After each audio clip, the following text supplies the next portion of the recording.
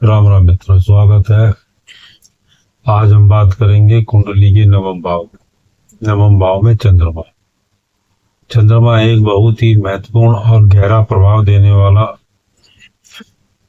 Planet है। नवम भाव को भाग्य भाव भी और धर्म भाव भी कहा जाता है।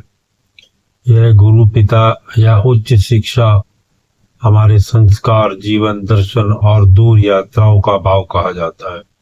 जबकि चंद्रमा मन, भावनाओं, माता, मानसिक स्थिति और दैनिक सोच का प्रतिनिधित्व करता है। जब चंद्रमा इस भाव में स्थित होता है तो व्यक्ति के जीवन में भाग्य और मानसिकता का गहरा संबंध होता है। यानी जैसा मन होगा वैसा ही भाग्य काम करेगा। नवम भाव में चंद्रमा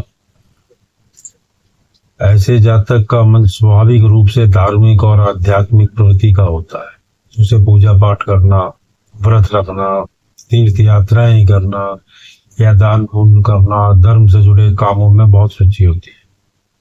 वह अपने जीवन में नैतिकता और सिद्धांतों को महत्व देता है। ऐसे व्यक्ति को भाग्य में का अच्छा सहयोग मिलता है और कई बार जीवन में बिना अधिक संघर्ष के भी सफलता प्राप्त होती है, क्योंकि नवम भाव है जो हमारा वो भाग्य भाव होता है। चंद्रमा उसे सक्रिय करता है। माता का आशीर्वाद मिलता है, भावनात्मक समर्थन जीवन में मिलता है, महत्वपूर्ण भूमिका निभाता है। पिता और गुरु के साथ संबंध सामान्यतः अच्छे रहते हैं। उनका मार्गदर्शन प्राप्त होता है। आपको व्यक्ति को उच्च शिक्षा, दर्शन, साहित्य, कानून या धार्मिक अध्ययन में रुचि होती है और वह ज्ञान प्राप्त करने के लिए हमेशा उत्सुक रहता है।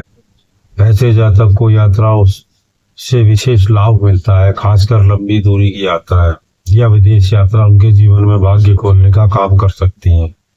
उनका मन नई जगहों, नई संस्कृतियों और ज्ञान की खोज में लगा रहता है।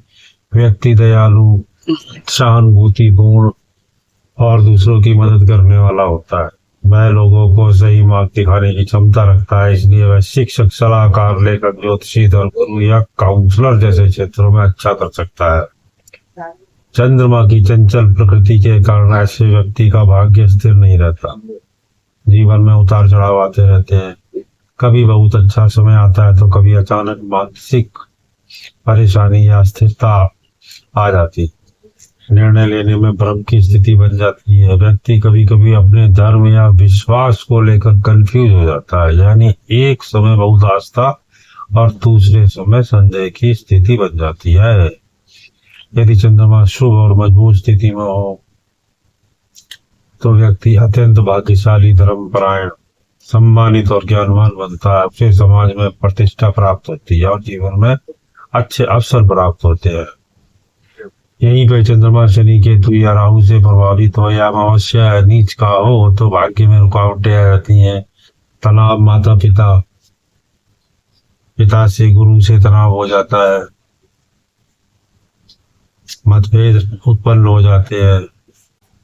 धार्मिक भ्रम, धर्म कर्म के कामों में भ्रम पैदा हो जाता है और जीवन में अस्थिरता देखने को मिल सकती है।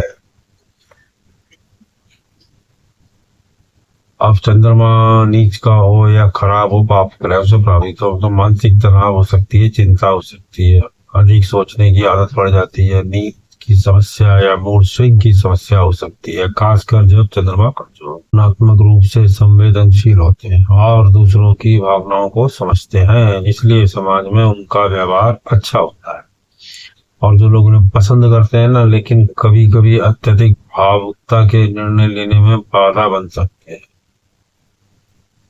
इसका उपाय है, यदि चंद्रमा कमजोर है तो सोमवार को व्रत रखें, शिव जी की पूजा करें। चंद्रमा को मजबूत करने के लिए दूध, चावल, सफेद वस्त्र का दान करें, माता का सम्मान करें और उसकी सेवा करें। ओम सोम सोमाय नमः मंत्र का जाप करें। अच्छा लगा हो तो लाइक कीजिए, कमेंट कीजिए, सब्सक्राइब कीजिए। फिर मिलेंगे दशम भाव को लेके, तब तक के लिए आज्ञा दीजिए। जय श्री राम, जय माता।